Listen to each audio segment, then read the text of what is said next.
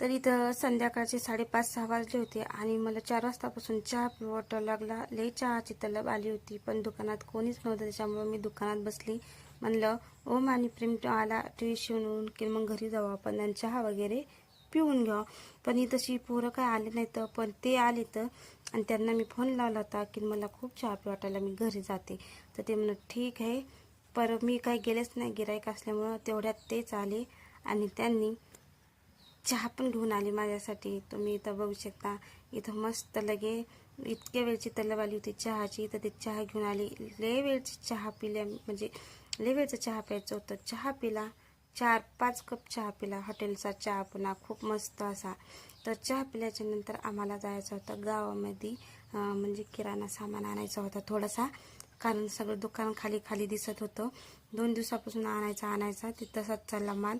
तर मग मी घरी गेले. घरी गेल्याच्या नंतर जरासं डोकं वगैरे व्यवस्थित करून आल्याच्या नंतर हे बघा, हे पोरगं एवढं लहान आहे आणि त्याला गाडीचा एवढा नाद लागला. गाडी शिकायची म्हणते, मला गाडी शिकायची. मग तिथून आम्ही गावामध्ये आलो.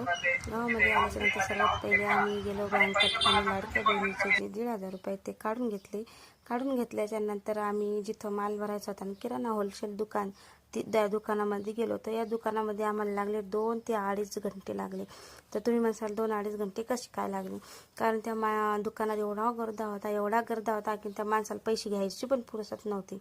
आणि त्याच्या जे कामावाले म्हणजे माणसं होते ना, ते बाहेर गेले होते जरा कोणाचा तरी माल नेऊन द्यायसाठी. मग ते आत गेले. त्यांनी जे माल लागते ते तो काढला हातानेच आणि इथं मला प्रेम दिसला. तर हे प्रेमचा जेव्हा पण कॅम्प असते ना, तेव्हा ते मतलब ते कराटे वगैरे ते असते ना, ते शिकण्यासाठी जात होतो. जेव्हा कॅम्प असला तेव्हा ते काका घेऊन जातात त्याला. तर ते कुठं काय जाते, काय करतं, याची मला काही एवढं माहिती नाही. पूर्ण डिटेल माहिती घेऊन मी त्याच्यावर एक लॉंग व्हिडिओ बनवेल. तर हे बघा, मी इथं त्यांची वाट पाहत बसली होती आणि छोटासा इथंची व्हिडिओ घेत होती. तर वाहनं, म्हणजे रोडवरचं दुकान असल्यामुळं खूपच जास्त वाहनाचा आवाज हे ते येत होता. तर फायनली त्यांचं सामान तसे घेणं झालं. 2 ते 2.5 घंटे लागले त्यांना सामान काढायचं. कारण तुम्हाला मी पुढे दाखवते. एवढं सामान, फक्त 5,000 सामान फक्त एवढंच आहे. आणि मग सामान घेऊन आम्ही घरी आलो. घरी आल्याच्या नंतर सगळं सामान लावलं, पूर्ण सामान लावलं आणि मी गेले होते मग घरी स्वयंपाक करायसाठी. तर मित्रांनो, तुम्हाला हा छोटासा मिनी ब्लॉग कसा वाटला? आवडल्यास लाईक, कमेंट, शेअर करायला विसरू नका. आणि चॅनलवर कोणी नवीन असेल तर चॅनलला सबस्क्राईब करा. आणि हो, लॉंग व्हिडिओ तुम्हाला माझ्या यूट्यूब चॅनलवर पाहायला मिळेल. बाय.